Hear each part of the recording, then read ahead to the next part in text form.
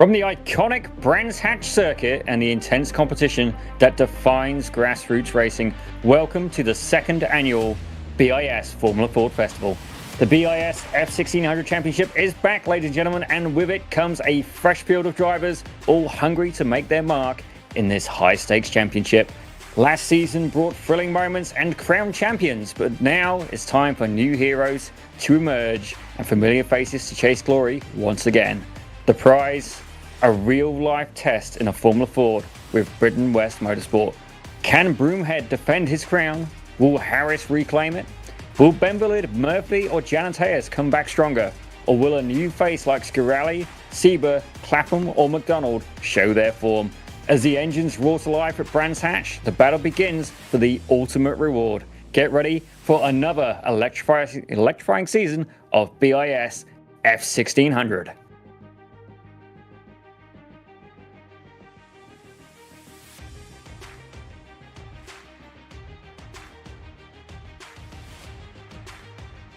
Well, we're looking forward to some fantastic racing here tonight, Zippy. The Formula Ford Festival is one of the highlights of the real-world racing calendar, and we're starting off our season with it. This is also an open event, not just the full-season championship runners, but also anyone who wants to race. The iRating cap of 3,000 has been lifted for this event, so we're going to be seeing a really interesting array of drivers competing for this sort of championship within a championship for the first round of the season.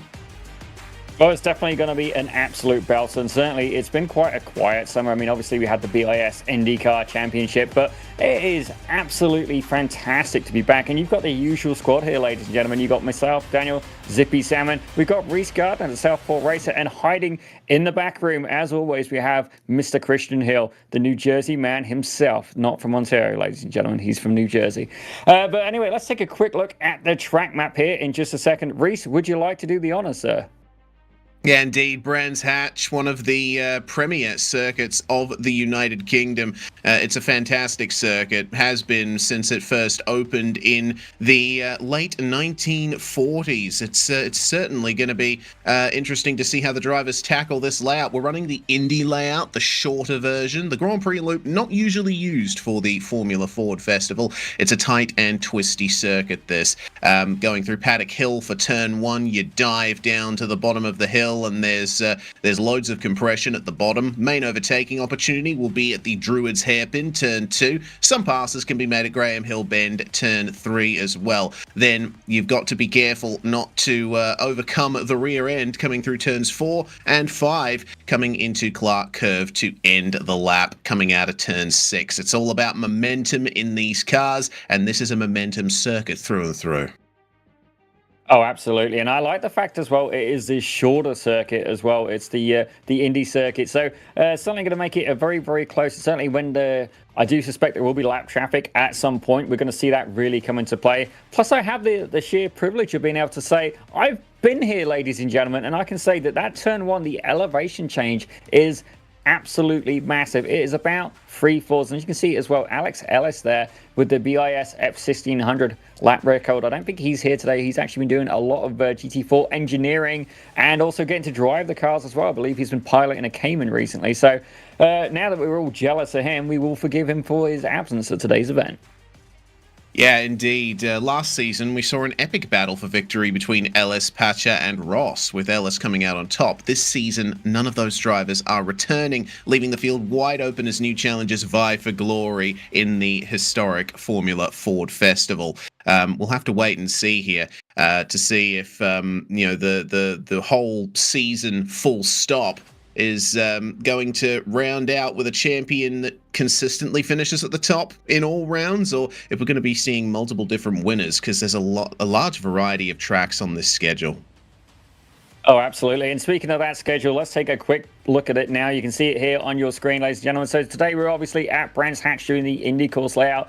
Next week, in 2 weeks' time, my apologies, for round 2, we're going to be heading to Alton Park. I think that's going to be a lot of fun. Actually, the whole schedule looks like a lot of fun. Alton Park being one of the Zippy Princess approved tracks. We head to round 3 for Summit Point. That is going to be incredible. Turn 1 will be a place to watch there. Round 4 takes us all the way to the stateside of the competition. It's going to be Detroit, ladies and gentlemen, with round 5 being the BiS home track of Toronto Motorsport Park. No, it's not Canadian Tire Motorsport Park. I do apologize. It didn't sound right as it came out, and I'm like, now that most of Canada has just shot me. It's near Toronto. Near Toronto. And forgive me.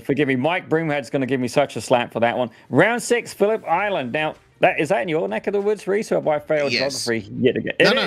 You've not failed geography. It's in Australia, but it's about 3,000 k's away from me, and the same deal for Bathurst at round 7. I'll be very interested to see how the drivers tackle those Australian tracks there. 2 incredible road courses there for round 6 and 7.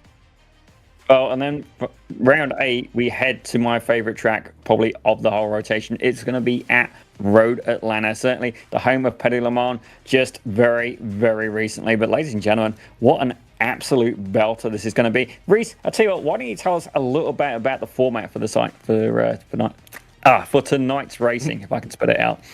Well, we're about to get that first heat started here. 15 minutes, 20 minutes, sorry. It looks like it's going to be set in the session. Races 2 and 3 have an inverted top 5 and inverted top 10.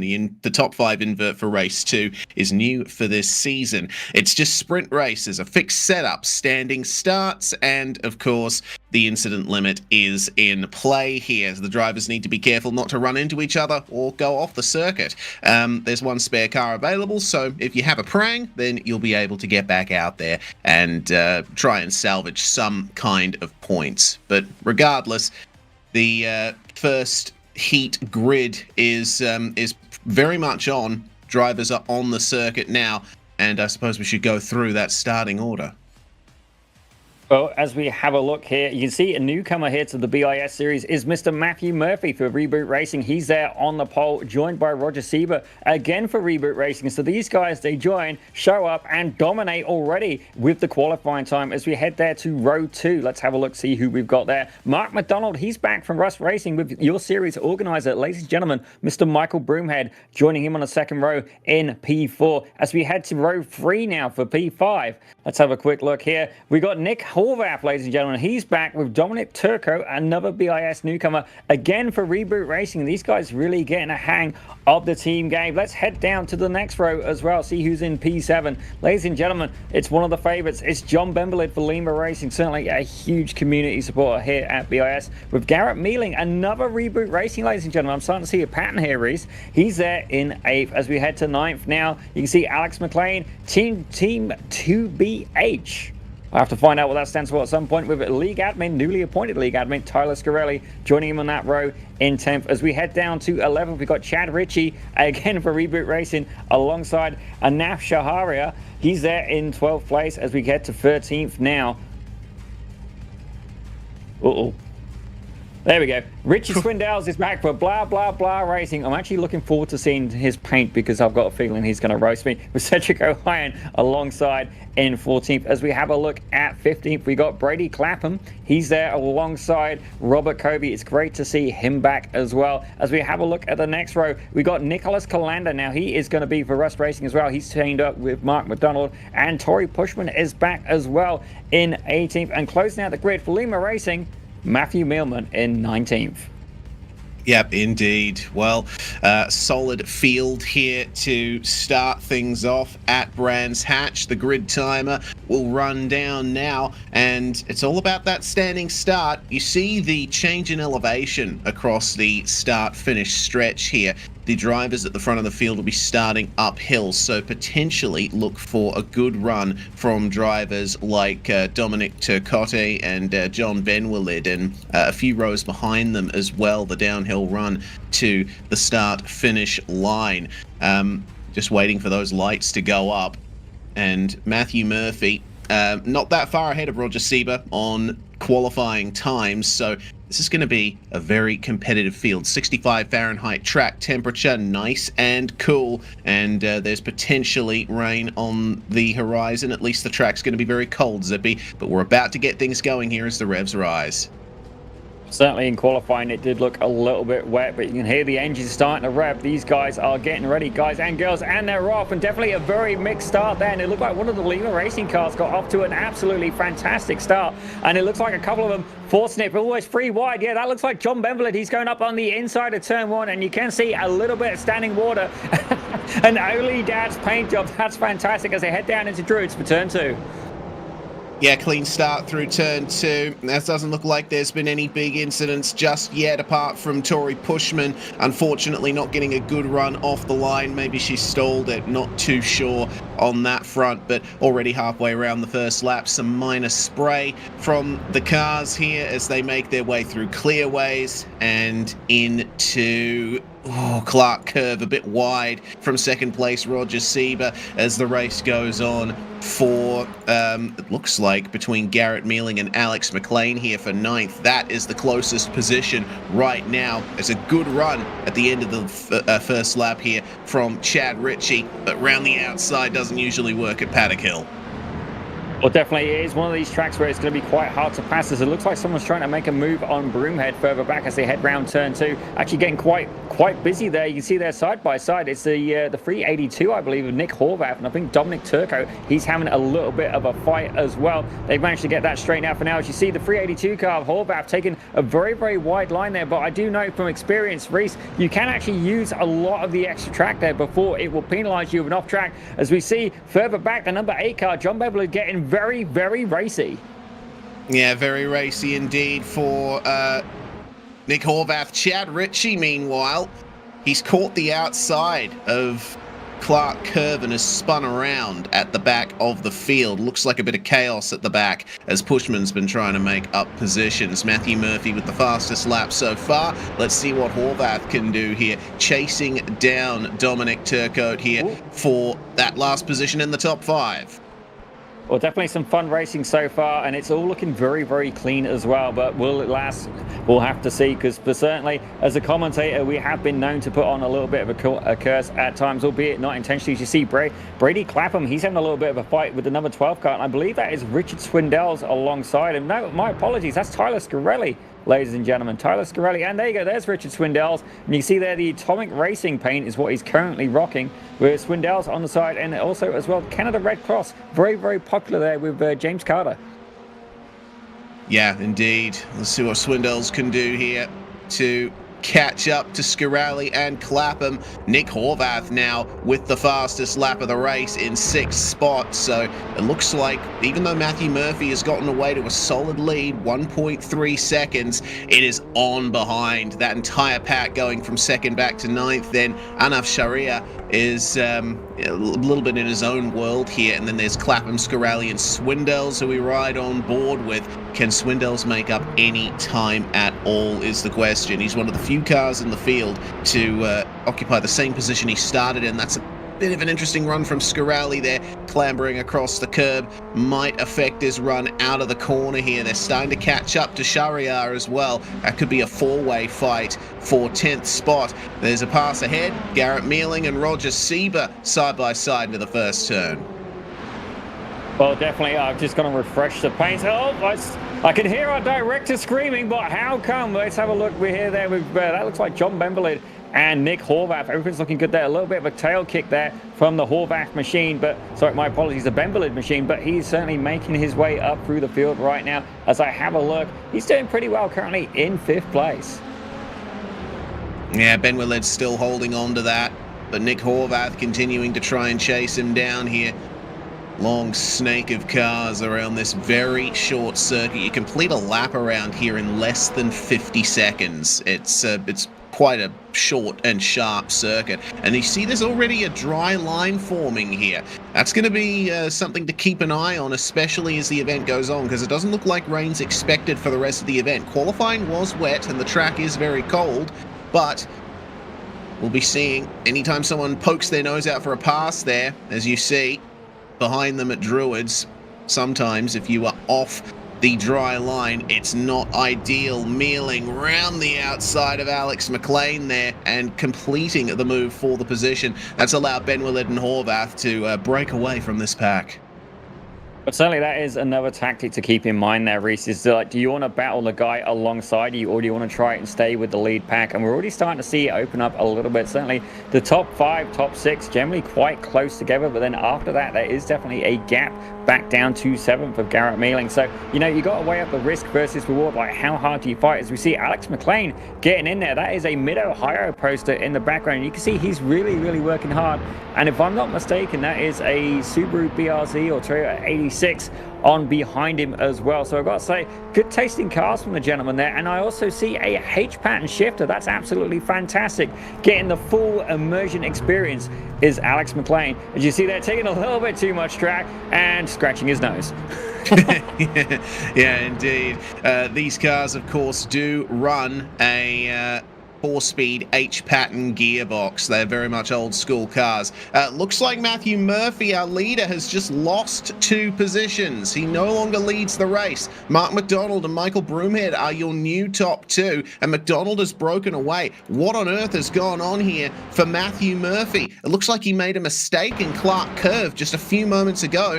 Ran a bit deep, ran wide, and that allowed McDonald and Broomhead to flit on by. Well, certainly, you know, when the field is this close together, it can be very, very punishing if you make a mistake. It looks like we're getting a quick replay here. So, look, you can see the back end start to slide around. Dips it into the sand, but thankfully no damage. Able to get that car recovered, but certainly definitely down on speed as they go down the start-finish straight. Oh, and on live pictures, he's just done it again. He ran wide once more. So Matthew Murphy, who qualified on pole with a magnificent run and led the race for the first few laps, he's now off the podium. This is going to be a very difficult fight back here. 17 laps projected for this race, and he's having a lot of trouble with that rear end. He might have to dial the brake bias forward a little bit. But certainly that is something to keep in mind as well, because it is a fixed setup series. So certainly, you know, it keeps everybody balanced in terms of the car they are driving. But brake balance is one of those things you can adjust and certainly really, really influence the handling of the car, certainly in the braking zone. And certainly as well, if adjusted correctly, can enable you to trail brake, which can really be beneficial in some of these corners. I find myself more so in like probably I'd say about turn 4 with the long left-hander where you can carry it a little bit over. I would certainly trail brake into that. But there's a reason I'm in the commentary booth as Mealing's gone off in the only dad's machine. Oh, he's got to be careful on the re-entry there. Nearly cleaning up Chad Ritchie and Alex McLean. Now he's embroiled in the fight for 13th out of nowhere. Mealing was running so well before, but now unfortunately he's lost his position in the top 10. And 16th place is his for the time being. So can he keep Cedric O'Hyan behind him, or will he try to work his way forward again? Nick Horvath has also found himself all the way down there. That's interesting. Remember, Horvath was competing in and around the top 5. Looks like he's had an issue as well. But that's in a very different spot, and I think it happened some time ago. Well, I'm sure our director will find a replay for us very, very shortly. Actually, some information that these guys will not be able to see. Oh, no, McLean and Ritchie. McLean and Ritchie come together. Goodness, it's turning into a bit of a race of attrition at the back, isn't it? Oh, certainly something to keep in mind, and I do suspect the more moist conditions could be part of it. You can see a good bit of the spray coming off the wheels, off that Formula Ford as he's heading down this start-finish straight. The only dad's machine now heading down into turn 1, and I do wonder if that maybe standing water is catching him a little bit unaware. Certainly, if you are behind another car, that overspray can be quite influential. You got to keep in mind as well, if you're close up behind another car, can you still see the braking markers? That is another factor to keep in mind. Yeah, minimal spray in these conditions, but it can still prove a little bit of a distraction riding on board here. Trying to work his way back past is Matthew Murphy. Looking at Dominic Turcotte just up ahead. Murphy taking the fastest lap back, a 48.5, and he dives up the inside at Druids to take the position. Nice and dry on the inside there, nailing the power, and he's away. Looks like there's been some technical issues for Dominic Turcotte. He disappeared off the circuit for a few moments there, and he's lost a lot of time. In fact, he's fallen behind John Benwalid. So a lot of things going wrong for most of the drivers in this field in the first race of the season. Well, I've got to say, while it may not be going right for a lot of these guys, I do find as well, I've not seen any incidents which have been like a very questionable send so far. So that's definitely very, very good. But it's good to see as well Mark McDonald up at the front row. Certainly, he didn't have the best of the luck a little bit near the end of last season. I think at one point he had a hardware failure, as he's actually just gone and set the fastest lap as well with 48.517. Pretty, I'd say it's a pretty healthy lap. The next closest I can see is Matthew Murphy. He's only, with a little bit of zippy map here, 5 thousandths of a second slower. Yeah, this is a very close field at the moment. Loads of positions gained for many drivers in the field. Bradley Clapham making his way all the way up from 15th to 7th. This has been a good drive from the number 77, who's embroiled in that fight for 6th between Roger Sieber and Tyler Scarali. But up the front, Mark McDonald with loads of time in hand over Broomhead, leading by just under 2 seconds with 4 laps to go, it seems, up the front of the field. Well, the first race of the season has proved quite exciting, but more for solo mistakes than very intense battles. We'll have to wait and see on that when races 2 and 3 come around. Well, I've got to say, we're on board with Richard Swindells right now, and he did warn me that he was going to be trolling me a little bit with the paint, and it's fair to say he has. I don't know whether to be complimented or embarrassed, but if you look on the side of his car, I believe I've become his mascot. I don't know if I want to take that as a compliment or an insult. I'm kind of on the fence about it, but certainly he will be getting a whipping in a way he won't enjoy after the event. Or will he? Oh, he'll probably enjoy it. He's certainly enjoying throwing the car around at the moment. The fastest lap going to Mark McDonald at the front of the field as the track continues to dry on the racing line. So the battles for the moment are this 4-way fight for 5th spot, and it looks like Scarali and Clapham will be coming together in turn 1 here. Will Tyler be able to get the move done at Druids? He doesn't quite have the run out of Paddock Hill to get it done, but it's incredibly close here. Turcotte and Sieber as well. Oh, who's that? That's Matthew Mileman, it looks like, who's gone for a spin at Druids. Matthew at the back of the field, not having the best of times here. He's fallen a lap behind the leaders here. Well, it's definitely something that can very easily happen, but the important thing is that you get up, have another go, and get going again. But I've got to say, great sportsmanship there. You know, some drivers, I admit, would have gone for a really unsafe rejoin, but oh no! Was that contact there with Covey as well? Oh, potentially. Horvath and Covey very close together at the moment. Through turn one they come, and for the time being it looks like not much in the way of damage between these two. Covey switching to defense against Garrett Mealing. Both Mealing and Horvath, two drivers, actually throw McLean in there as well. Three drivers who started in the top 10 and have had to work their way back up after making mistakes. Here comes Mealing up the inside over the curve, very slippery there in these drying conditions, and he's late on the brakes coming into Clark Curve, but it looks like he's just gotten the move done. That was a fantastic move. Oh, Robert Covey's going to have to look at the back of that car for the moment, at least, as you can see the 197 right ahead of him, the Howler Racing Machine, as that is the white flag, ladies and gentlemen, a white flag for the first race here as this 20 minutes starts to come to a end. And you can see there, Covey, can he answer back? Mealing certainly ahead, and you can see Covey looking to make a move, but we can see action happening further up as well. Who's that now? That's somebody on Swindells. I believe that's Tyler Scarelli. Yeah, that's Scarelli looking to get in a fight. Nope, it's not. My apologies. That's Calanda. Well, checkered flag is out, Zippy. Mark McDonald is going to win the first race of the night here at Brands Hatch for the Formula Ford Festival. Broomhead was chasing him down, took, goodness me, 0.8 of a second out of him on the last lap and got the fastest lap for his troubles, but McDonald had just enough of a lead. He was able to keep a comfortable victory in hand. Oh, it definitely looked a bit close as they went across the line. Looks like Swindells, and maybe it was the 21 car having a little bit of a battle there. But I've got to say, well done to Mark McDonald getting that debut win as well. That's certainly some good news for him, and good news as well for the team. Because remember, ladies and gentlemen, we do have a team championship in this event. Yeah, indeed we do. Some big points for Rust Racing to start off the season. Now all races tonight are going to be the same length, so we do need to keep that in mind. That's roughly the ebb and flow that we're going to be expecting, but the top 5 will be inverted for the start of race 2 here as we are instantly into that second race. Dominic Turcotte, by virtue of finishing 5th, will start on pole position for race 2. He's joined by John Benwillid on the front row. Of course, our top 2 there, McDonald and Broomhead, will be starting in 4th and 5th.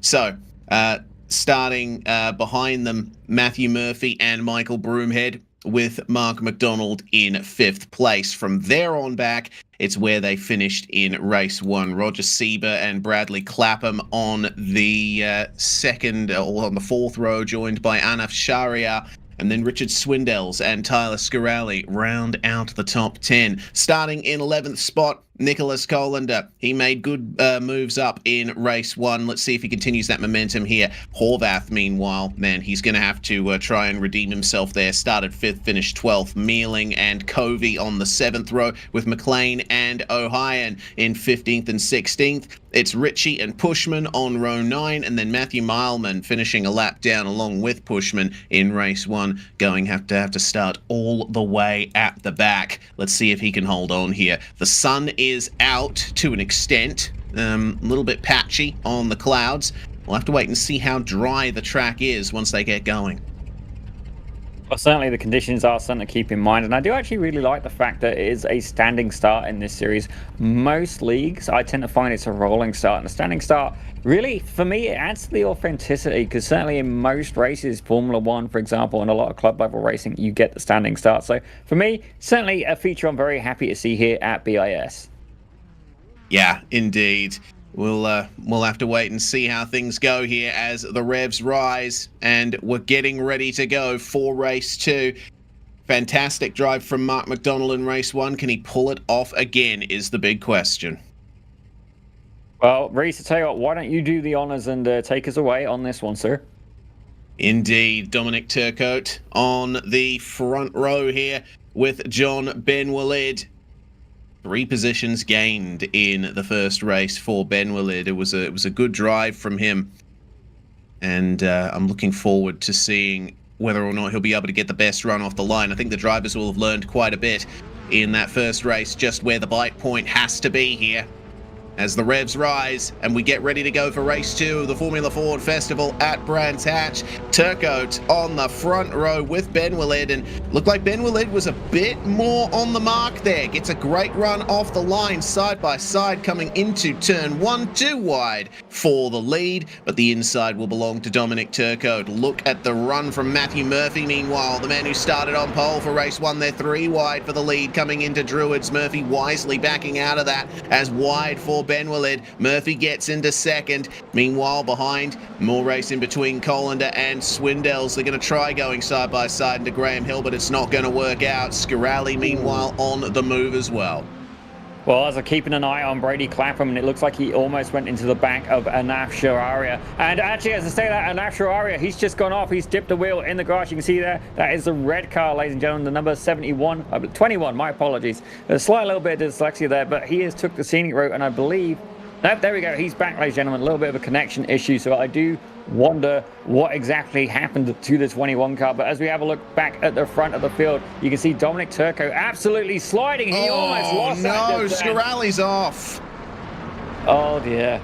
Oh, 2 cars off there. Richard Swindells and Garrett Mealing involved in the battle there. It looks like a bit of 3 into 1 doesn't go. Swindells went into Scaralli coming through turn 1, and both of them ending up with their rear ends in the gravel trap. Scaralli couldn't keep it from hitting the wall, and it looks like Tyler's out.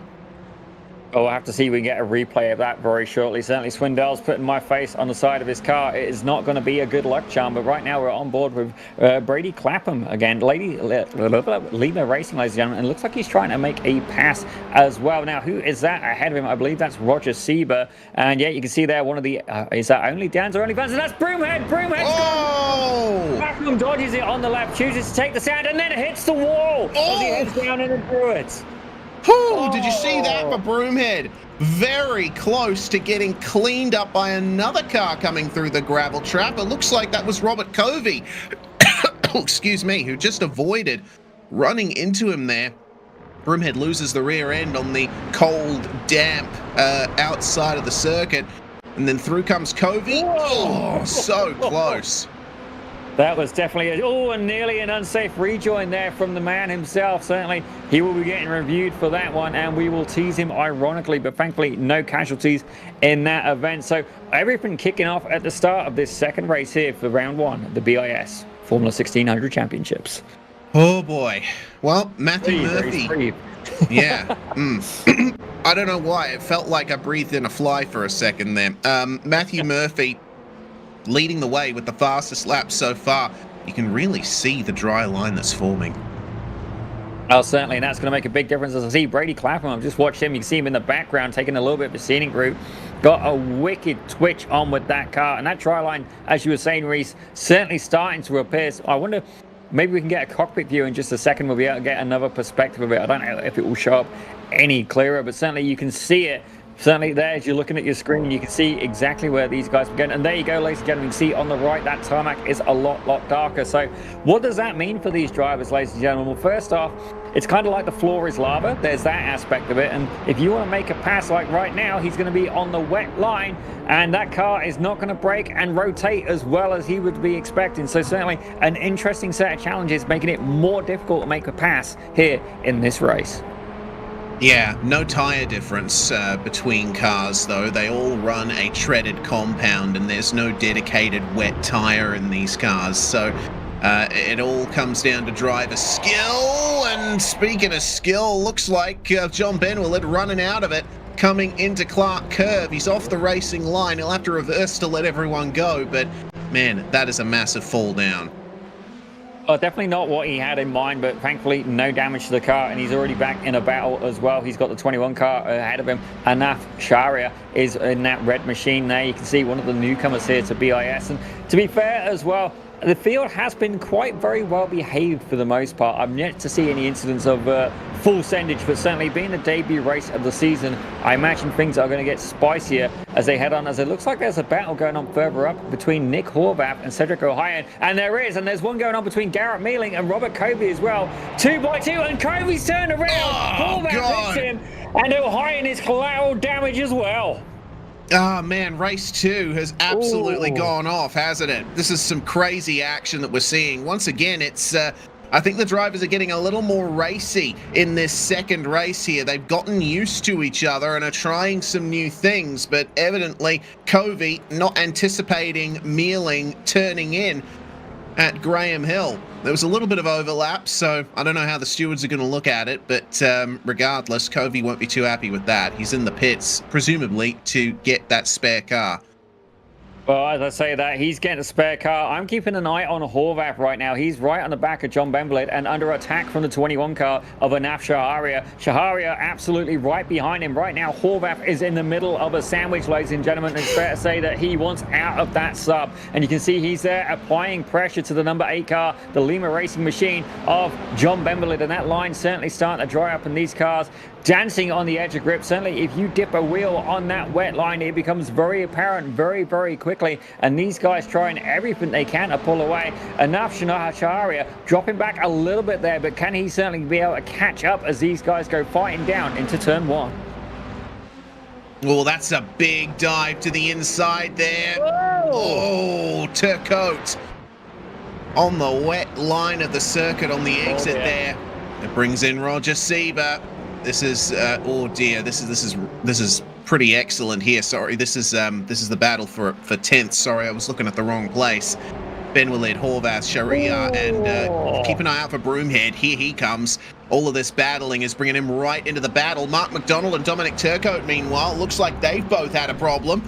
They were running second and third at the start of the lap, and they've both gone off at Clark. Well, that was good news for Bembelet and Horvath and Broomhead because they've just gone and flown past him. You can see one of the other Lima Racing cars. That was Cedric O'Hyan. He's sneaking by. So right now, I've got my eyes on Broomhead, and he has a view ahead of him. And it is Bembelet and Horvath side by side as they're heading down into turn 1. Horvath cuts across and Bembelet over-rotates. You can see he's holding on with everything he can muster, but not quite able to keep that Formula Ford in a straight line. They're pushing too hard here. They're pushing too hard in race 2. Pretty much everyone has had some kind of issue here in the second race. Race 1 was just a prelude to this, I imagine. Everyone was tiptoeing around, trying their best to maximize their pace and make sure they didn't run into each other. Now there's a bit more confidence in everybody, and I think there's a bit too much of it. I'm going to agree with you 100% there, Reece. Certainly, as well as the track has got drier, the egos have grown. And let's have a look at this review of an incident. Oh, dear. That's massive. Massive stuff there. I don't know if that was a move. I reckon it may have been a display in a zoo for a brief moment, and this kind of exhibit where the parents shoo the kids away. As I've just seen somebody else has gone off as well.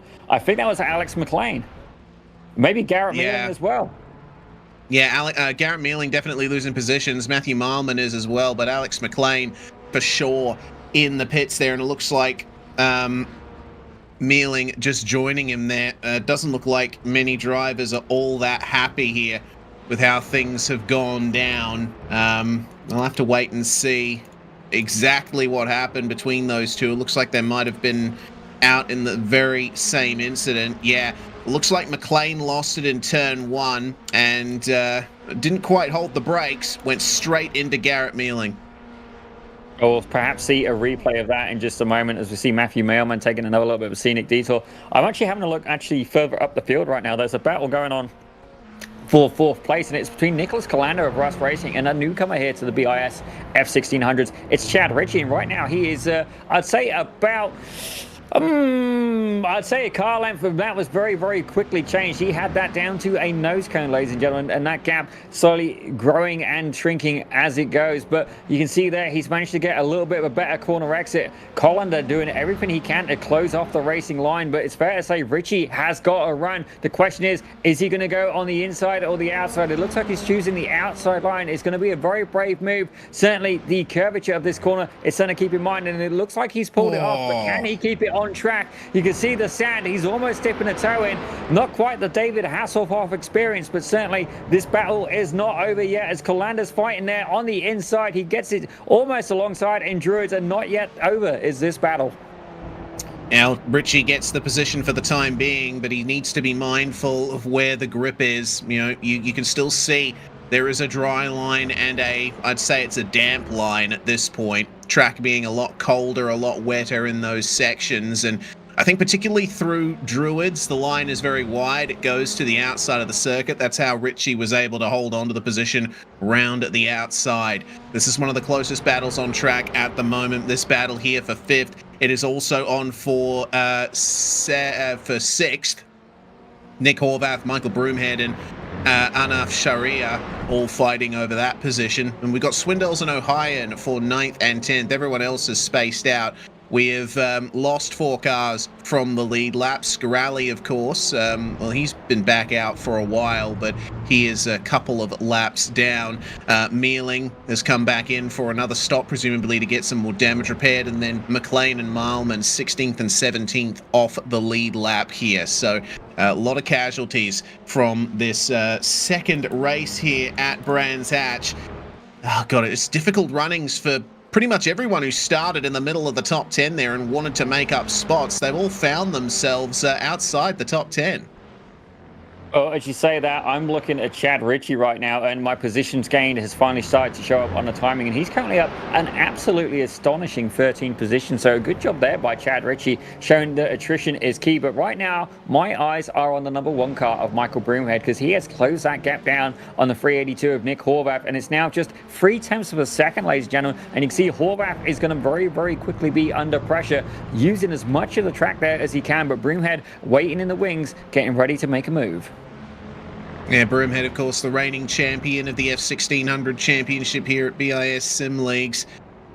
Whether or not he'll be able to pull that off this season certainly remains to be seen. It is only early days, but from what we've seen in the 1.8 races, I suppose we could say we've had so far, it's turned out that chaos is the name of the game, and it's a lottery whether or not you're going to even finish. Oh, my Lord, Horvath losing it on the exit of Paddock Hill. Broomhead will dip up the inside at Druids and get it done, but then there's the over-under there from Horvath. That looks like, I think that's Mileman there off the circuit potentially, or McLean. I'm not too sure, but we'll have to wait and see on that.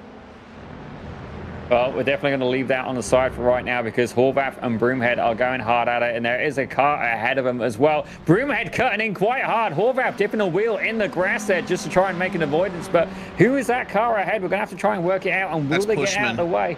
Oh, it's Pushman. So Tori Pushman is up ahead. She's currently in 15th place. Now, is Broomhead going to be able to navigate this very, very cleanly? You can see there, not really a pace you want to try and make a pass going through turn 1, but is he going to send it up on the inside as they head down into turn 2? That is Druids. And yeah, Broomhead's going. Is Horvath going to get by as well? Pushman pushes out really wide. Very graciously done. Thank you, Tori Pushman. Great sportsmanship there. And you can see there, the battle continues for 6th place. Both of them running super wide over the AstroTurf there. You can do that without getting an off track, just got to make sure not to clip the grass. So Broomhead, he's taking a little bit easier into Clark than Horvath seems to be. Pushman's just lost it behind them and is splayed across the circuit but off the racing line, so that should be okay for the time being. We've still got basically 1 lap to go here. The white flag is out, and it is still on for 6th. These two seem to be catching Nicholas Colander as well. There he is right there, turning into Druids up ahead. So a 3-way battle for 5th on the final lap. Matthew Murphy and Roger Sieber aren't too far apart either, and it looks like Murphy is going to be just far enough ahead that he'll be able to take victory here. Well, he's currently heading around the final turn and making his way towards the favourite flag of any racer, especially if you are the first person to get there. Matthew Murphy brings it over the line, takes the checkered flag in race 2. Roger Sieber right behind him, very, very close actually as well with one of the lap cars. Let's get back to Colander and Broomhead. So Colander's currently ahead, Broomhead further back. Colander doing a little bit of a celebratory wiggle there. His the Fun for 5 car takes 5th place. He's going to get some instant points for that, I'm sure. Horvath not quite able to collect, but let's have a look at Swindells. Yep, no, Swindells and O'Hyan. They just needed another lap as well. So certainly more battles emerging here at BiS, but beat by the buzzer. Yeah, indeed. Well, Matthew Murphy finally getting that win on board.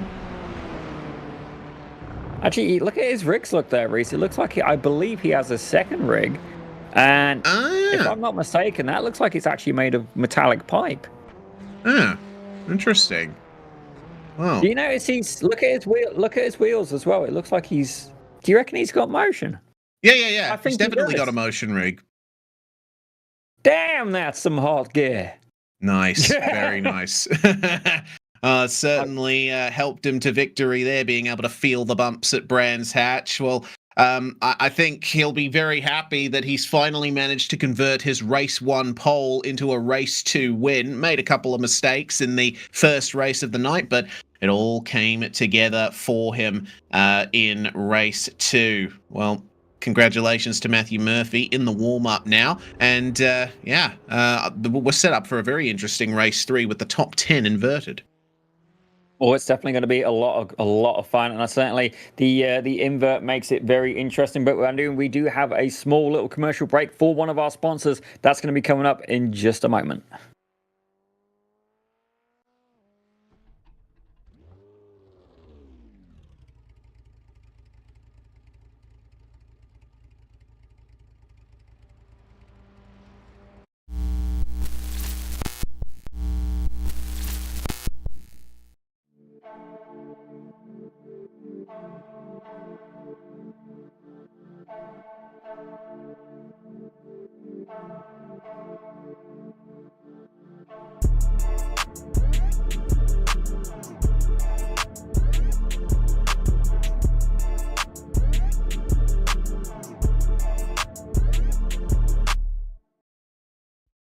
Racing isn't easy, but experiencing it is.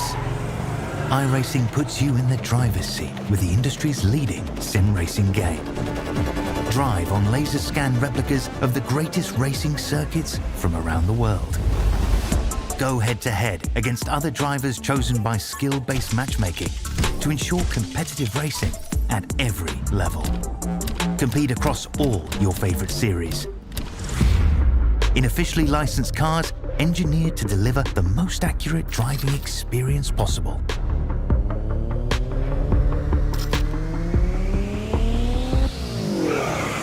Join a race or host your own with players from across the globe.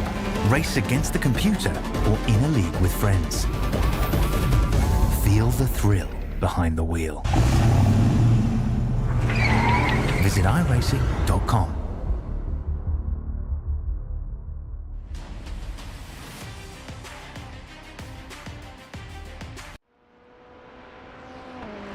Well, ladies and gentlemen, welcome back, and we are here. They're just currently in a warm-up right now, and I can say as well there is going to be a advert coming up. Certainly, it's going to be ready for next week, I believe. But basically, it's Falcon Motorsports, ladies and gentlemen. So if you are looking for a track day experience, certainly they tend to go to Grand Bend circuit. That is, it's in the Ontario region, I believe. It's nearer Toronto. Forgive me. It's certainly been a while since I've been in that neck of woods, but we will be getting you more information on that very, very shortly. Certainly in the next round. In the meantime, we will roast the organizer for that one. That's Mike Broomhead for not providing us more information, Mr. Mike, but that's okay, ladies and gentlemen. We will get you informed on that. Certainly some fun stuff to come, but let's maybe have a look at the grid very briefly. Or I'll tell you what, Reese, what's going to be your thoughts, your strategies going into the race 3?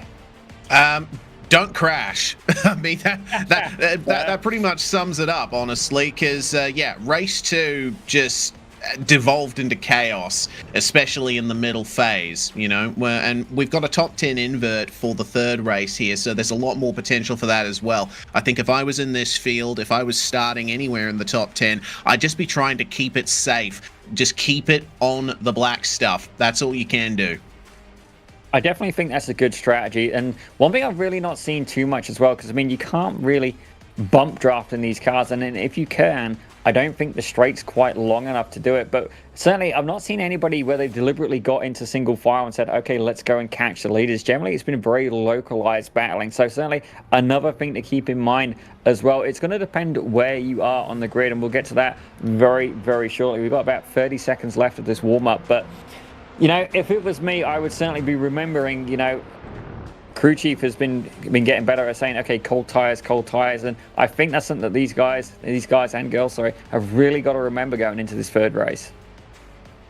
Yeah, indeed. Well, we move on into this third race of the night here at the Formula Ford Festival, and by virtue of finishing 10th, Richard Swindells is starting on pole position for race 3, so all eyes are going to be on him as they come down to turn 1. He's joined by Cedric O'Hayan on the front row of the grid, with Anaf Sharia and Nick Horvath on the second row. Broomhead, the reigning champion, the number 1, will be starting in 5th place. Nicholas Colander will join him in the top 6 there, with Chad Ritchie and Bradley Clapham starting on the next row. Roger Sieber and Matthew Murphy will round out the top 10. Go through them very quickly. You'll see exactly where everyone's starting.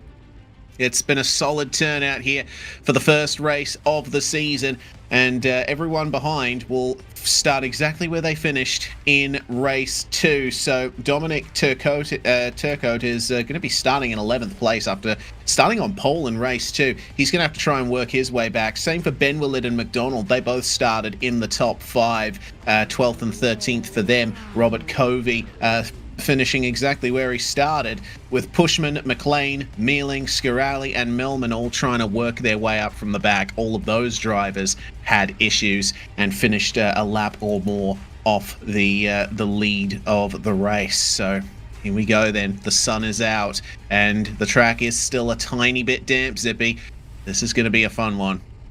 Well, it's definitely, and this is why I love the invert grid as well, because straight away I'm picking out Horvath and Broomhead to be quite aggressive at the start. They're back in 4th and 5th. I mean, it's a couple of rows back, but it's close enough where I can see them taking a race victory here. And that's not to knock Swindells or High-End or Sharia or even anybody here in the grid. It's just we know that these guys have got experience in this car. We know that they've got pedigree. And certainly Broomhead, last year's championship winner, he's going to be keen. But again, we've seen consistency can be a crucial part of it. And, Swindells, I'm sure he was very aware he was in that 10th position and is absolutely in a prime spot to capitalize on that opportunity. Prime spot indeed. Cedric O'Hayan. He's had some middling results so far in this event. 16th place finish in race 1, 9th place finish in race 2. He's had his fair share of issues, as have pretty much everyone in this event. I don't think I've seen a single driver that has had a completely squeaky clean race, aside from maybe Broomhead, but even then, he had a spin himself. Well, certainly, it's one of the things to keep in mind, and these guys are getting ready on the grid. Certainly, it's one of them times where everything gets a little bit tense because you're keen, you're pumped, your heart's racing, and I can hear them starting to rev up. Are we going to be getting ready to go? Yes, we're off, and that is an absolutely fantastic start from Broomhead. It's almost as if Sharia was caught sleeping on the line, and Broomhead has already gone and snaked his way up into 3rd place and is now chasing down O'Hayan. You can see Horvath there on his left-hand side. Horvath's backed out of it, at least for now, but for how long? Horvath actually falling back a couple of places. Sharia almost into the back of Broomhead as Horvath's trying to run down the outside. Very, very tense action as they head down through Druids. Oh boy, down to Graham Hill now, and there's a big pack behind. I'm seeing 2 by 2 between Murphy, Turcotte, Colander, Sieber, Ben Willett, Mealing, all trying to fight their way forward. There's going to be someone who comes off 2nd, 3rd, 4th, 5th best out of these battles. Broomhead up the inside of O'Hayan as around goes Robert Covey, and looks like Garrett Mealing also having some trouble as well. Oh dear, this is turning out to be quite a chaotic start to this race. We're only at the end of the first lap, and they're all going 2, 3 wide into turn 1. Cedric O'Hayan trying his best here to hold on to a position in the top 5. Anaf Sharia, man, he's got a big chance for big points here. Murphy all the way on the outside there, just dipping a wheel into the grass, sorry. Oh, he wants to try and... Oh no! O'Hayan and Sharia coming together there. And you can see O'Hayan being able to keep the car going. Don't get me wrong, he's fallen back through the order. Nicholas Colander is the driver who's just passed him. But as we have a look further up the field, his teammates there, and there's been another crash. And I believe that's Chad Ritchie. Chad Ritchie is falling down through the order, ladies and gentlemen. So definitely a very colourful start indeed. But I've got to say, ladies and gentlemen, I called it. Mike Broomhead out in front, Horvath in 2nd, and Swindells trying to catch him up in 3rd. Man, Richie, I think, falling victim to the classic into turns 4 and 5 there. Some drivers get on the brakes a little bit earlier, and if you get on the brakes too late on the change of direction, you unsettle the car, and around you go. So, that's something we've already seen a couple of times tonight. Well, the top 3 fighting hard here. Broomhead, Horvath and Swindells, both, all 3 of them, drivers that are veterans at BIS, you could say. They've competed in most, if not all, of the events of this league. And man, the fight behind is ridiculous as well. Matthew Murphy, the winner of race 2, and driver who started on pole for race 1. Look at this pack. It's a veritable snake of cars. But there's going to be a change at the front of the train. Choo-choo. Here comes Matthew Murphy into turn 1, but oh no! Friendly fire from the teammates. Oh no! Only dads have been wounded. That is the end of their subscription service. As you see, so I can't even keep a straight face saying that, but definitely not what you want to do. Don't get me wrong, you want to race each other, but there is a team standings as well. And you can see Matthew Murphy there, a little bit of disbelief. The motion, I do wonder as well, how different is it going to be with a motion rig if all of a sudden you get punted, let alone by your own team? But what an absolutely massive chain of cars. And right now, if I have a look, it looks like John Bemberlid is leading that pack back in 6th place. Yeah, indeed. Oh dear. Ben Willard followed by Cole, and goodness, that was such a difficult coming together there. It just looked like Murphy slid out a little bit wide in Paddock Hill. Was tracking out. Oh yeah, Michael Broomhead and Nick Horvath. Horvath just setting the fastest lap. He's all over the back of Broomhead for the lead of the race. Oh, this is going to get dicey. These guys, certainly, they have a good relationship, a good rapport, but when it comes to racing, there is no holds barred. And both of these drivers, very talented, very skilled, but both have had their moments of inconsistency, so they're going to have to make sure they really go gentle. I thought Horvath was going to give him a nudge then. Certainly, he carried a lot more entry speed, but Broomhead getting a much cleaner exit, but the draft still playing a part in these cars, and Broomhead is absolutely trying to cover that inside line as much as he can as he dips round back onto the racing line. Horvath there right behind him, trying everything he can. Broomhead, no rest for the wicked. Oh, here he comes. Inside. Oh, contact, and off he goes, both of them. They lock wheels, and to the lead of the race goes Richard Swindells. Atta boy! I'm leading the race. Sorry, Swindells. My picture is on the side of that car, and I'm going to roast him for it. But right now, this will be the only race victory I'm going to get all season. So come on, number 16, Richard Swindells. Oh, man. Well, the way that ended up happening was Horvath. It was a great move up the inside, but I think Broomhead was trying to set up an over-under there, a late apex at the hairpin, but Horvath hadn't cleared him by the time he tried that. So unfortunately, they just locked wheels and came together in the middle of the corner. Well, the blah, blah, blah racing number 16 leads, but Mark McDonald is chasing him down. Remember, McDonald won the first race here, and the track is looking pretty much bone dry here. So there's going to be a lot more in the way of big moves happening here. McDonald to the lead of the race, round the outside of Graham Hill. Swindells a bit slow through the corner. Bradley Clapham might stand to pass him here. His teammate John Benwillid right behind him. This is going to be a fun battle for the top 4. Well, the commentator's curse seems to be back in action, as since I've basically claimed a win, Richard Swindells has fallen back, not 1, not 2, but very shortly, I suspect 3 places, as Bemberlid is keen to catch up to his teammate in the number 77 machine. Swindells blocking the inside as they're heading down into turn 1. Is he going to be able to hold on? Certainly, I'm going to give John Bemberlid the biggest stare, and Richard Swindells, I'd say, probably backed out of that more for survival. Can he make a move going down into turn 2? Cedric O'Hayan and Tyler Scarali as well. Oh dear. Another big problem. Yeah.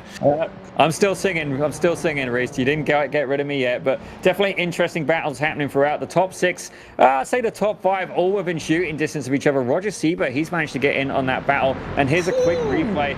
You can see 3 cars involved in that incident. Here we go again, ladies and gentlemen. All right, so into turn 1. Oh. Just got on the brakes there, I think, in reaction to the car sliding ahead of him. And, yeah, unfortunately cleaned up another car in the midst of all of that. Good Lord. I mean, the action that we've seen, it hasn't always been, full-on racing battle action. I think what's defined this event is who can stop the car from spinning. Well, definitely something to keep in mind. But right now, I've got my eyes on the 183 machine of Roger Seabury. It looks like he's trying to make a move up on Swindell's as he's going to go around on the inside, I guess, as he heads down into, I believe it's Clark's corner. And yeah, he's got that move done for now. Swindell's is fighting back up on the inside. He's got a little bit of drier asphalt there, and they're side by side, neck and neck, as they're heading past the pit entry. I'd say Swindell's, well, I thought he had a nose for a second, but leaving a generous amount of space. Certainly something we've not seen with some of the drivers, Horvath and Broomhead, for example. And Swindell's backing out of that, choosing to get a faster exit line, and it's fair to say that that seems to be working for him. He's got a little bit more speed. Can he get it up on the inside of Druids? No, not quite. He's not quite close enough, and Swindell's relegated back into 5th position. Yeah, the track is bone dry now. There's no moisture out there, but I think because of the rain, there hasn't been much rubber laid down, so the drivers are still slithering around off the racing line. So yeah, you got to keep an eye out for that. Swindell's is still doing all right, still holding on to a position in the top 5. This will still be a good points-paying race for him. But I don't know if he'll be able to catch up to the guys in front of him on pace alone. He'll have to rely on an incident, of which we have seen many tonight. Well, that's certainly something to keep in mind, but right now my eyes are further back, so it looks like there's a battle going on between, I believe it's Alex McLean and Chad Ritchie. Yes, it is indeed the 888 machine and the 69 machine, and it looks like the 69 is going to try and make it up on the inside. He gets it done. Chad Ritchie loses that corner, but for how long? Because he's back with a better exit, a little bit of over-under going on. Can he make it as he head round this left-hander? Close, close, close. You can see the car sliding, begging, trying to find grip, and it looks like McLean has got it done, at least for now. Garrett Mealing not far behind. He's going to hope that these guys keep fighting, as is Michael Broomhead. He's starting to apply pressure to the 197 machine. Yeah, Broomhead on the massive recovery here. Remember, Broomhead started in 5th, and he's got quite a bit of work to do to get further up into the top 5 on board with Broomhead. This is a dive to the inside at Paddock Hill. You don't usually see that, but he's closed off the run through the corner there. Unfortunately, not going to get a run on him, but Mealing, oh man, I think Mealing's a little psyched out here. Remember, he's got the reigning champion behind him and the league administrator as well. Matthew Mileman was the car that was stopped off the circuit there, but not getting in the way of anybody for the time being. Is there anything that Broomhead can do here? There's no move up the inside. The door will briefly open, but he's focusing on the exit through Clark Curve. Try and maintain momentum. See if you can get a move done into the first corner. It does seem like Broomhead has the momentum. They're fighting ahead. Colander, McLean, and Ritchie. They're trading positions for 6th spot up the front of this pack here. And all of this is benefiting Broomhead, but oh no, they come together! Oh! Oh my gosh. So we've seen Broomhead and who was that group? Broomhead and Mealing get together, and Alex McLean as well. 2 big crashes happening at once. It was certainly something in my mind was going to happen. I had a feeling that there would be an accident in front. I didn't count on there being 2 accidents in the same corner, but that is certainly good news there for Colander. He's much further ahead now. He's in 7th, and it looks like he's trying to make a move up on Chad Ritchie. Chad Ritchie able to emerge from that battle. Alex McLean, he was dropped back, but certainly a huge deficit there. Broomhead once again caught up in an incident, and Tyler Scarelli very happy about this in some ways. He's now recovered up to 10th place. Horvath's in 9th, but as I have a look at the front right now, it looks like Benvalid is going to be sticking behind his teammate, and who's that off now?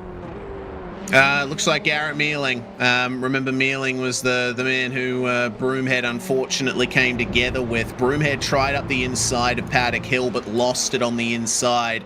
That sent him into Mealing on the exit, or rather Mealing was sent into him when Broomhead slid ahead. Broomhead's going to get his spare car and move back out. I don't know if Mealing's going to come back out of the pits after having to take a tow back, but, well, we'll keep an eye on this battle here for 2nd. Mark McDonald is up in front to start lap 15. We have 3 laps to go.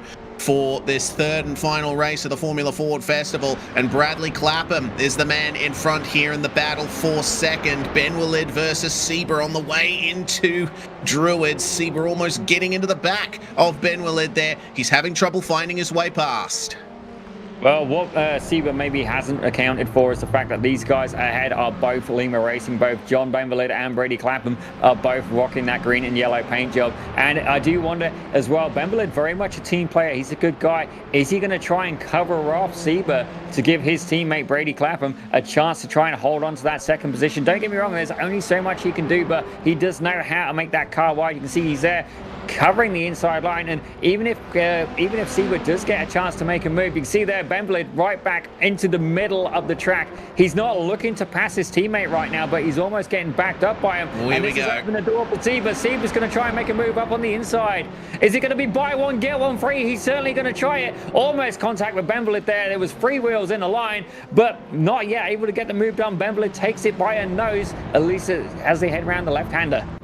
Oh yeah, an outside exit is where you want to be there. Sieber completes the move with the run across the AstroTurf, and he is up into third spot. Can Sieber get a podium after basically being one of the more consistent drivers in this field? Sieber finished 6th in the race 1, finished 2nd in race 2, and he could be looking at another podium here. He might very well be one of the drivers in contention for the overall round win here. McDonald has started the final lap, and Sieber's going to try and get into second here, get up the inside out of Paddock Hill. Clapham has to give room around the outside here. Oh, they come together, almost interlocking wheels. That was so close. Clapham doing a bit of lawn mowing on the exit of the hairpin, but Sieber is through into second. For a second there, I thought Clapham was going to lift off and give Benvalid a chance to try and get the position back. He certainly had a bit more speed, but it looks like Lima Racing is going to have to potentially settle for third and fourth. You see Mark McDonald, he's going around the final turn right now, and Clapham's trying everything he can, trying to get onto the back of that 183 machine. Not quite able to get it done, and it's going to be a drag race down the start-finish. Again, they just needed a few more laps, or maybe a few less laps would have been the result Lima Racing would have been looking for, but Mark McDonald brings it home in first yet again, ladies and gentlemen. Good race by him. Roger Sieber takes second. Brady Clapham takes third. John Benvalid in fourth. Richard Swindells is there in fifth. I tell you what, we'll do the full results in a minute. Let's have a quick look at Alex McLean. Alex McLean going side by side with Horvath across the line, and he's done it right at the end. At the line, ladies and gentlemen. Photo finish. Wow. Oh, I was watching it.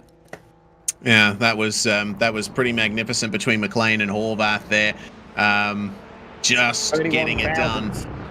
Yeah, that was very close for ninth spot, but man, Mark McDonald, 2 wins from tonight's racing, but with a 13th place in race 2, I can't help but wonder, is he in trouble for the round victory? I think Roger Sieber might be more in contention for that round win, a 6th and 2 seconds from tonight's racing. Man, that was one of the more chaotic sim racing events I've had the pleasure of being in the booth for. And if that's what the rest of this season's going to be like, I might have to invest in some heart medication. Oh, certainly. As I was watching McLean and Horvath battle across the line, I inadvertently, absolutely, for lack of better words, bitch slapped my microphone. And thankfully, it's still working, ladies and gentlemen. But what an absolutely fantastic race. Certainly, at the start, everything was very calm, very mild, very tame. And as it got on, it was a pressure cooker, ladies and gentlemen. And they certainly turned up the heat. But I do understand we've already been able to catch up with our race winner, ladies and gentlemen. I'll tell you what, we'll get to him in a minute. We should probably do official results first. What do you reckon? Yeah. Reese? And Mr. Director as well. There we go. I'll tell you what, Reese, do the honors, sir. Mark McDonald winning race 3 there, also winning race 1. Roger Sieber getting 2nd spot ahead of Brady Clapham, who gets a 7th and 2/3 from tonight. Consistent results. Very difficult to get consistency here. It was 2 fourths and a 12th for John Benwillid. Richard Swindells finishing in the top 5 for the first time tonight, with Chad Ritchie, Nicholas Colander, Cedric O'Hyan, and Alex McLean and Nick Horvath rounding out your top 10 again. McLean and Horvath only separated by mere hundredths of a second. Robert Covey finishing in 11th place ahead of Scarali and Broomhead, with Turcotte being the last finisher on the lead lap. We had big problems for Pushman, Mealing, Marlman, Murphy, and Anaf Sharia. Sharia was working his way very nicely in the top 5 early on in that third race, but suffering from big crashes, as we've seen for many drivers here tonight. And well, with that, it looks like potentially we'll have to wait and see on the specific championship standings, but for now, it looks like Mark McDonald might have taken the round win there. Those 2 wins saving him from that 13th in race 2. Apparently, that's not quite exactly how they run through, but we'll get updated standings shortly, Zippy, as it looks like McDonald's with us. Well, Mark, what an absolutely fantastic debut round for you here in the BiS F1600 Championship. Certainly a name we saw a little bit of you last season, and this definitely a different paint job this time. Certainly you're rocking the weathered traffic cone. But Mark, tell us a little bit about your strategy for today's race here at Brands Hatch. Zippy, great to see you. Reese, holy crap, I didn't know you were commentating on this. Great to see you, buddy. Good to see you. Super excited for this. Yeah, I had the traffic cone on until about yesterday, and then Nick was like, "Yeah, no, we're taking this seriously." And man, that was a heck of an opening round. I'm super happy with with my pace and the result, and really I love this kind of event where you've got this big Formula Ford festival. The real festival that's over there is something I watch every year, even though I'm 25 years out from when I could possibly participate if I was even good enough. But no, I mean, this was an awesome event. I showed up to qualifying, and I was like, hey, it's a lot slower than I remember in my practice, and that's when I realized it was wet, and then it was just kind of all over the place from there. But these are kind of my favorite conditions when it's drying. A dry line comes, and you can pick up pace and push all the way through. You have to be super consistent, not make any mistakes, and really I got lucky throughout every single one of these rounds, just with somebody would have a little bit of an issue, somebody would have a little bit of a slip or something, and then I'm able to come through.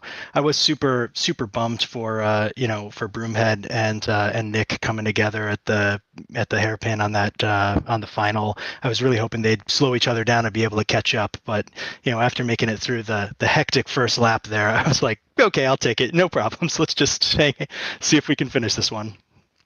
Well, definitely a very favourable result for you. And by Reese's calculations, I've got to admit, I'm not going to claim any math skill at this point. Certainly not mentally arithmetic, but mentally arithmetic. There you go. There's a different way of doing maths for you, ladies and gentlemen. But certainly a fantastic result for you. Two wins here today. But before we let you go, Mark, is there anybody you'd like to thank?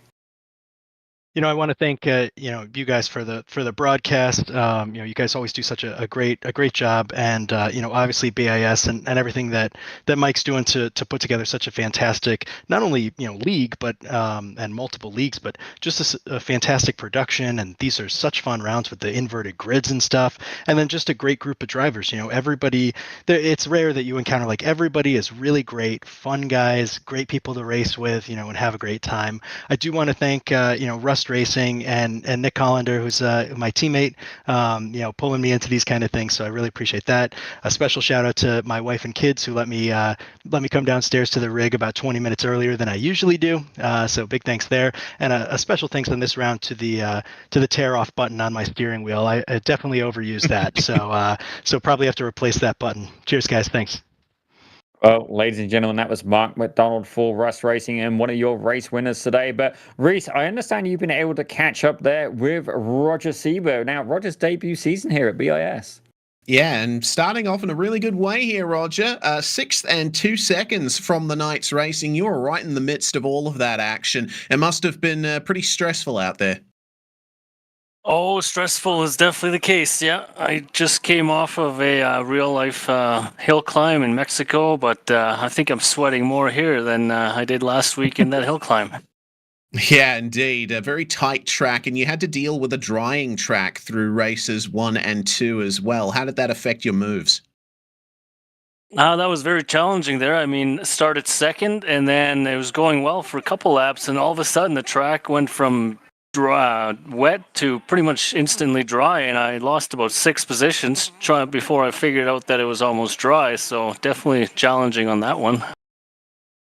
Well, regardless, you managed to survive the chaos, and there were plenty of crashes, but it seems you avoided the worst of them. And coming away with an excellent result here from your first race at BIS. What are you thinking about the season to come? We've got a very interesting selection of tracks. Alton Park being next week, another British track, very narrow indeed.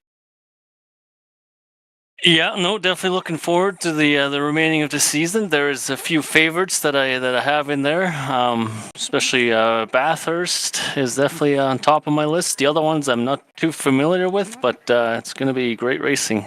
Anyways.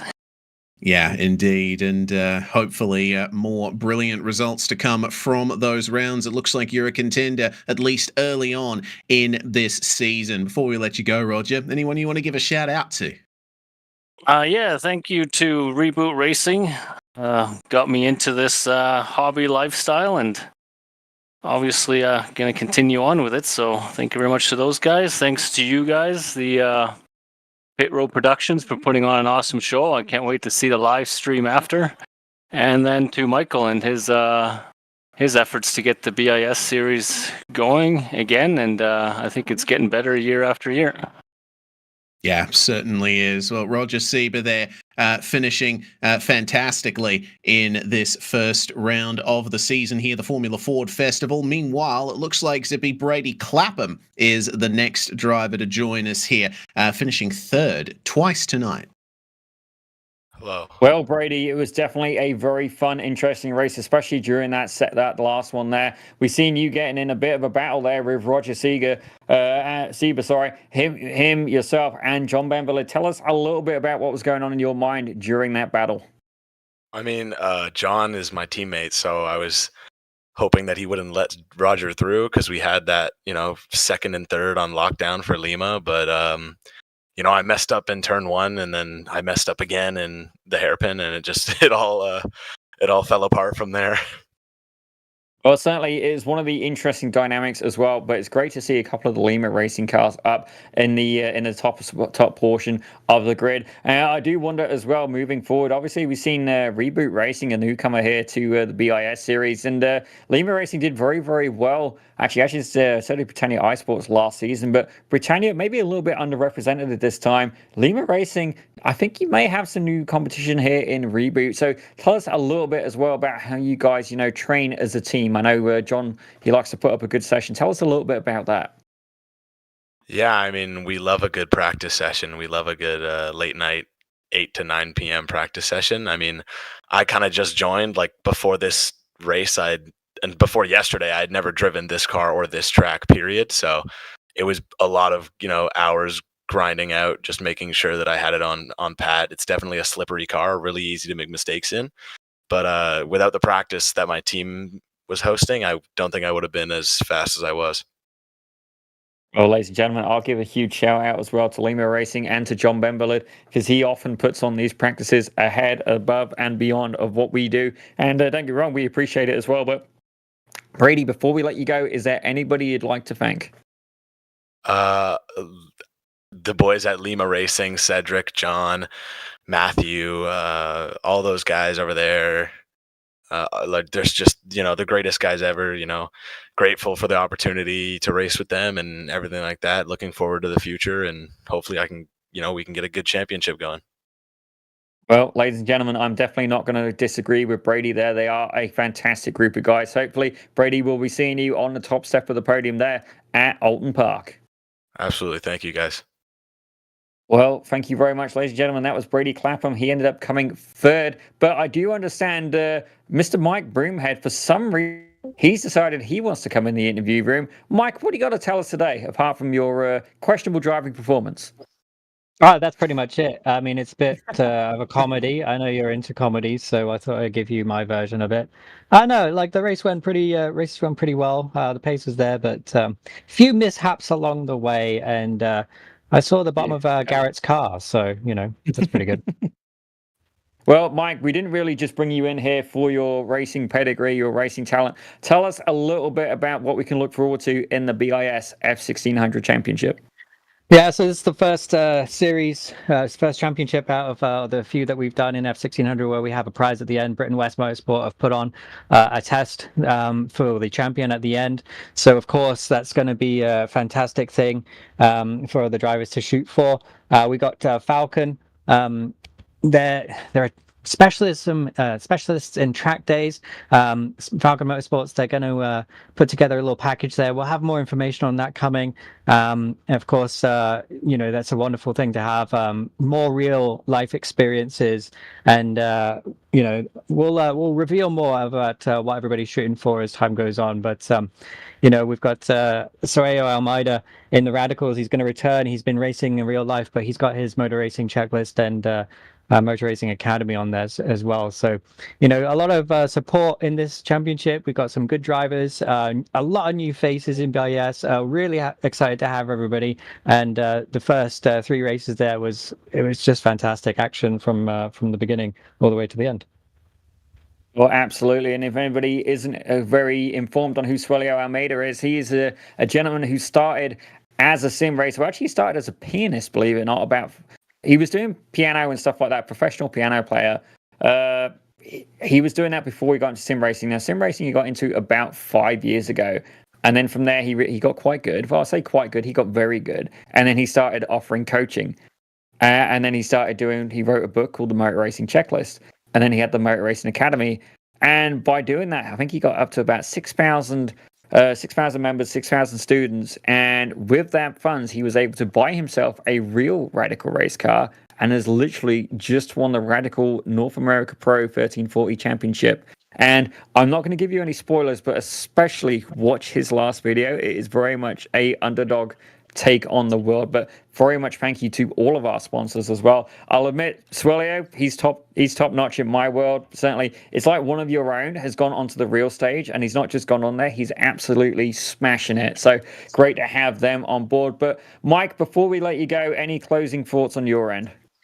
Yeah, honestly, it's going back to we've had a little bit of a break. A lot of new faces. You guys are back, which I'm really happy. The same team is back from IndyCar. It's a continuation of what we've been doing. We're just building, and a lot of support. And Radical, like the numbers are pretty high. We've got over 40 entrants for next week's, and going. So if you got the QR code, not sure, but if you're interested in coming and joining us, then you can join our Discord and sign up. But thanks, guys. It's been a great beginning to a new championship. We'll see how it goes, and good luck to everybody as we go through it. Well, ladies and gentlemen, that was Mr. Mike Broomhead, your league admin, league founder, and average driver. We're going to call him that, despite being the champion. Correct. That was rhetorical, Mike, but I never miss an opportunity to roast Mike Broomhead, the ballerina himself, as I've affectionately named him. And that is purely because he spins the car. Don't get me wrong, he has many names for me as well. But ladies and gentlemen, we're going to leave that up to your imagination as we bring this. We're going to bring this stream to a close. We do thank you very much for tuning in, and we're going to be seeing you next week, same time. And this time it's going to be the BiS Radical Canada Cup, ladies and gentlemen. Again, another series with a real world prize, and we're going to be at Sebring as well. It's certainly, if you can't take part, be part of the stream, be part of the broadcast. We'll keep an eye on the YouTube chat for you. We'll be communicating with you as well. And the racing action is going to be absolutely incredible. Certainly for our director, I give him sympathies because it's going to be a very busy race. And for us, I look forward to it. And for you guys at home as well. But thank you very much indeed for tuning in. My name is Daniel Zippy Salmon. I've been joined in the booth today by Reese Southall Gardner, and at the directing controls, Mr. Christian Hill. But that's all from me. That's all from us. And thank you very much for watching. We'll see you this time next week. Well, same start time here on Pit Road Productions.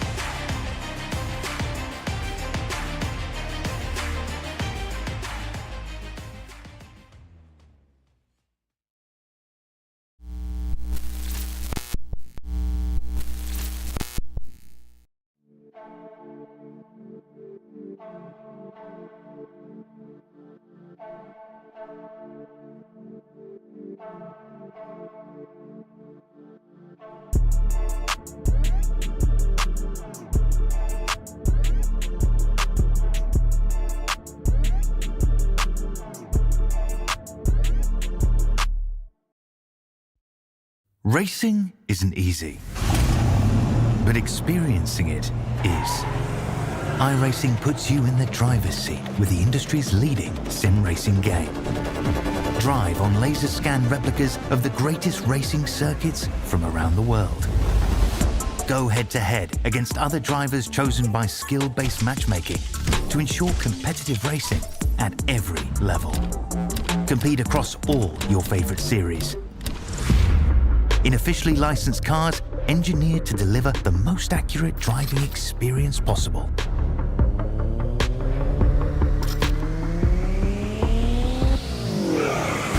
Join a race or host your own with players from across the globe. Race against the computer or in a league with friends. Feel the thrill behind the wheel. Visit iRacing.com.